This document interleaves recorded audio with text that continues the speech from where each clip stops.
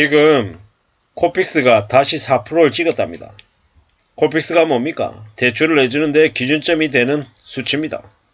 결국 코픽스가 4%를 넘었다라는 건 대출 이자가 5.5%, 6%, 뭐 이제 되게 빚을 낸 사람들의 이자 부담이 매우 커지고 있다라고 보면 맞겠습니다.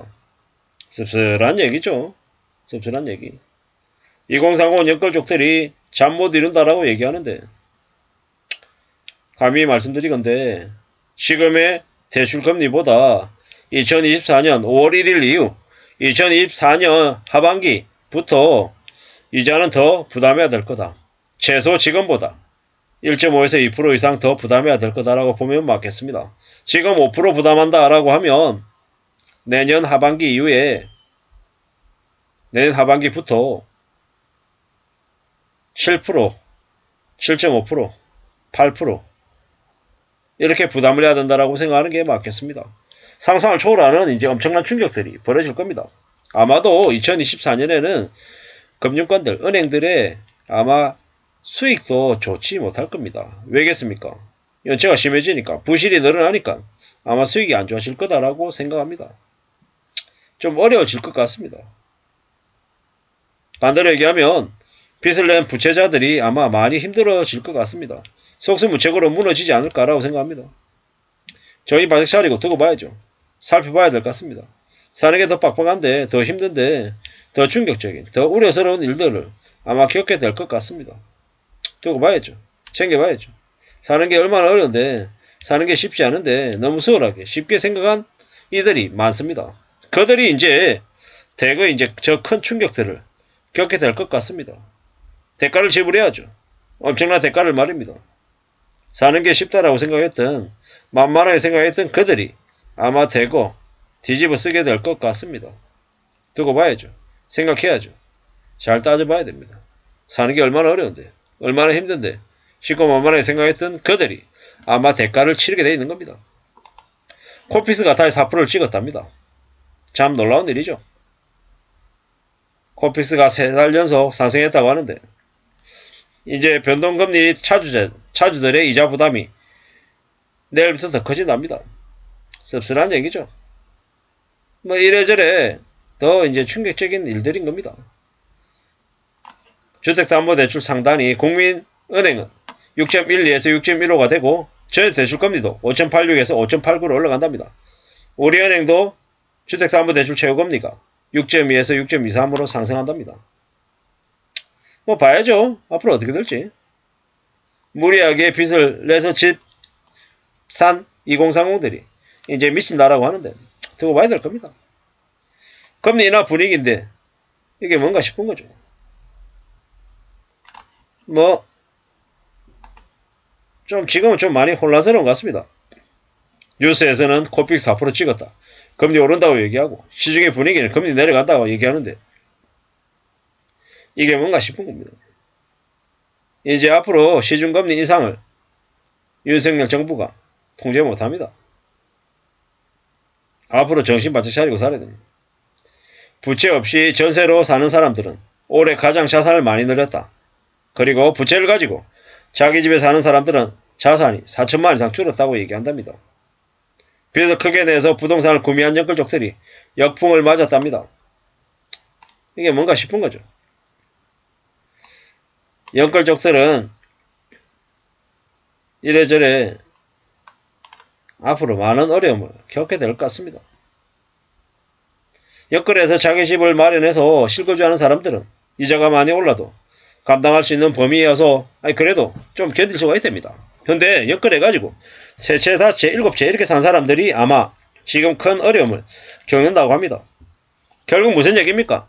살아가는 삶이 쉽지 않다는 거, 녹록지 않다는 걸 얘기하는 것 같습니다. 앞으로 정신 바짝 차리고 살아야 된다라는 얘기가 아마 점점 더 이제 커질 것 같습니다. 뭐 그러겠죠. 그럴 거다라고 생각하고 이제 더욱더 정신 차리고 더 조심하면서 지내야 될 것 같습니다. 그거 말고는 길이 없는 것 같습니다. 우리가 살아간 삶이 꽤나 안 좋다라는 걸, 꽤나 어렵다라는 걸 명심하면서 지내야죠. 그렇게 살아야 될 것 같습니다. 그렇게 지내야 될 것 같습니다. 우리가 살아간 삶이 얼마나 힘들고 어려운데 연끌해가지고 이자 내면 사는 게 쉽냐고요. 절대로 쉽지 않다라는 걸 명심해야 됩니다. 연끌해가지고 까불고 돌아다니다가 부자 된 것처럼 설치고 다녔는데 코픽스 4% 찍고 주담대 대출 평균금리 올라가고 뭐 당연히 잠 못 이루는 거죠. 그네들이 뭔가 잘못했다라는 걸 느끼고 난 이후에도 이게 쉽게 개선이 되지 않는다라는 겁니다. 왜겠습니까? 주식은 손절매라는 게 가능하지만 부동산은 사고 파는 게 쉽지 않다라는 겁니다. 매우 어렵다라는 겁니다. 뭐 이제 이자 부담 때문에 이제 감당이 안 될 겁니다. 이자 부담이 점점 커지다가 나중에 어느 시점이 되면 어떻게 됩니까? 나와버리게 되는 겁니다. 대출 이자가 오르면서 망하는 사람들이 늘어날 겁니다. 앞으로 계속 금리가 올라갈 거다라는 겁니다. 바닥을 하기 전까지는 함부로 일비하지 않고 기다리고 또 기다릴 수 합니다. 투자할 때 제일 중요한 건 기다림이라고 합니다. 그리고 자산시장에서 함부로 움직였다가는 몰락합니다. 빚내는 건 더욱더 무서운 얘기입니다. 소비를 부추기고 빚내라고 얘기하는 이들은 악마입니다. 그들을 멀리하고 내 처지에 맞게끔 삶을 살아갈 궁리를 해야 됩니다. 그렇게 해야 견딜 수 있고 버틸 수 있습니다. 이자가 오르기 시작하면 대출 노예들의 이자 부담이 커질 겁니다. 금리가 계속 올라갑니다. 부동산에 중독된 이들은 도박 중독자하고 비슷합니다. 성부 욕심 때문에 뛰어들었다가 패가 망신하는 겁니다. 재테크를 선호하고 맹신하다가 엉망이 되는 겁니다. 세상 사는 거 되게 쉽지 않습니다. 앞으로 욕심 부리지 않고 어떻게든 지금의 상을 잘 수습하려고 노력해야 됩니다. 빚쟁이들에게 인생이 지옥이 됩니다. 대출은 공짜가 아닙니다. 절대로 쉽지 않습니다. 지금은 정부가 부동산 가격 폭락을 걱정하고 있을 정도입니다. 그 정도로 부동산 시장이 심각합니다. 하루하루가 살벌하죠. 잘 살려면 쓸데없이 나가는 돈 나가는 구멍을 막아야 됩니다. 그리고 아껴 살아야 됩니다. 앞으로 지옥에 사는 빚쟁이들을 많이 목격하게 될 것입니다. 빚쟁이들이 절망하고 충격에 휩싸이는 모습을 보게 될 겁니다. 사회 문제로 비하되고 곳곳에서 자살하고 야반도주하게 될 것입니다. 나중에 너무 많이 일어나서 사람들이 외면하고 알아도 모른 척하고 못 본 척하고 살 겁니다. 왜냐?